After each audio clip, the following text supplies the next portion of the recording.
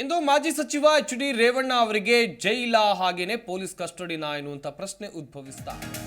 ರೇವಣ್ಣರನ್ನ ನ್ಯಾಯಾಧೀಶರ ಮನೆಗೆ ಹಾಜರುಪಡಿಸೋಕೆ ಎಸ್ಐಟಿ ಅವರು ಸಿದ್ಧತೆಯನ್ನ ಮಾಡಿಕೊಂಡಿದ್ದಾರೆ. ಕೋರಮಂಗಲದ ನ್ಯಾಯಾಧೀಶರ ನಿವಾಸದಲ್ಲಿ ರೇವಣ್ಣ ಅವರನ್ನ ಹಾಜರುಪಡಿಸೋಕೆ ಎಲ್ಲಾ ಸಿದ್ಧತೆಗಳನ್ನ ಮಾಡಿಕೊಳ್ಳಲಾಗಿದೆ ಎನ್ನುವಂಥದ್ದು ಗೊತ್ತಾಗ್ತಾ ಇದೆ. ಕೋರ್ಟ್ ರಜೆ ಹಿನ್ನೆಲೆಯಲ್ಲಿ ಪೊಲೀಸ್ ಕಸ್ಟಡಿಗೆ ನೀಡೋದು ಡೌಟು ಎನ್ನಲಾಗ್ತಾ ಇದೆ. ವೀಕ್ಷಕರೇ, ಇನ್ನೊಂದು ಕಡೆಯಲ್ಲಿ ರೇವಣ್ಣ ಅವರ ಮುಂದಿನ ಕತೆ ಏನು ಎನ್ನುವುದಾಗಿ ಇವತ್ತು ರೇವಣ್ಣ ಅವರಿಗೆ ಜೈಲ ಅಥವಾ ಪೊಲೀಸ್ ಕಸ್ಟಡಿನ ಎನ್ನುವಂಥ ಒಂದು ಪ್ರಶ್ನೆ ಎಲ್ಲರಲ್ಲೂ ಸರ್ವೇ ಸಾಮಾನ್ಯವಾಗಿದೆ. ಆದರೆ ಇವತ್ತು ಕೋರ್ಟ್ಗೆ ಹಾಜರುಪಡಿಸೋಕೆ ಆಗೋದು ಇಲ್ಲ. ಯಾಕಂತ ಹೇಳಿದ್ರೆ ಕೋರ್ಟ್ ರಜೆ ಇದೆ. ಆದರೆ ನ್ಯಾಯಾಧೀಶರ ಮನೆಯಲ್ಲಿ ಹಾಜರುಪಡಿಸುವಂಥ ಎಲ್ಲ ಸಾಧ್ಯತೆಗಳು ಕೂಡ ಕಂಡು ಬರ್ತಾ ಇದೆ.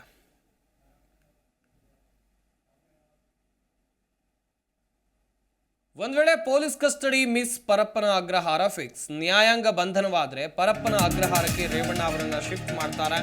ನಾಳೆ ಕೋರ್ಟ್ನಲ್ಲಿ ಬಾಡಿ ವಾರೆಂಟ್ ಮೇಲೆ ಕಸ್ಟಡಿಗೆ ಪಡೆಯುವಂತ ಎಲ್ಲಾ ಸಾಧ್ಯತೆಗಳು ಕೂಡ ಕಂಡು ಬರ್ತಾ ಇದೆ.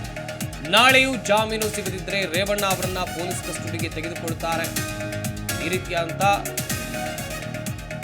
ಕಾನೂನು ಪ್ರಕ್ರಿಯೆಗಳು ಇರುವಂತ ಸಾಧ್ಯತೆ ಇದೆ. ಒಂದು ಕಡೆಯಲ್ಲಿ ರೇವಣ್ಣ ಅವರಿಗೆ ಜೈಲ ಅಥವಾ ಪೊಲೀಸ್ ಕಸ್ಟಡಿನ ಎನ್ನುವಂತ ಪ್ರಶ್ನೆ, ಇನ್ನೊಂದು ಕಡೆಯಲ್ಲಿ ಪೊಲೀಸ್ ಕಸ್ಟಡಿ ಮಿಸ್ ಆದರೆ, ಪೊಲೀಸರು ಕಸ್ಟಡಿಗೆ ರೇವಣ್ಣ ಅವರನ್ನ ತೆಗೆದುಕೊಂಡಿಲ್ಲ ಅಂತ ಆದರೆ ರೇವಣ್ಣ ಅವರು ಎಲ್ಲಿರ್ತಾರೆ ಎನ್ನುವಂಥ ಪ್ರಶ್ನೆ. ಹಾಗೆಯೇ ಪರಪ್ಪನ ಅಗ್ರಹಾರ ಜೈಲಿದೆಯಲ್ಲ, ಇಲ್ಲಿಗೆ ಅವರನ್ನು ಶಿಫ್ಟ್ ಮಾಡ್ತಾರೆ ಎನ್ನುವಂಥದ್ದಾಗಿ.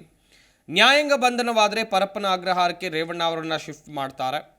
ನಾಳೆ ಕೋರ್ಟ್ನಲ್ಲಿ ಬಾಡಿ ವಾರೆಂಟ್ ಮೇಲೆ ಕಸ್ಟಡಿಗೆ ಪಡೆಯುವಂಥ ಸಾಧ್ಯತೆ ಇದೆ.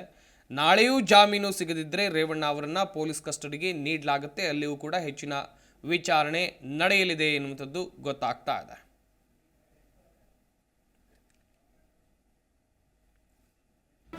ಜಿ ಕನ್ನಡ ನ್ಯೂಸ್ ಈಗ ನಿಮ್ಮ ಮನೆಯಲ್ಲೇ ನೋಡಿ. ಎಲ್ಲ ಕೇಬಲ್ಗಳಲ್ಲಿ ಈಗ ಲಭ್ಯ.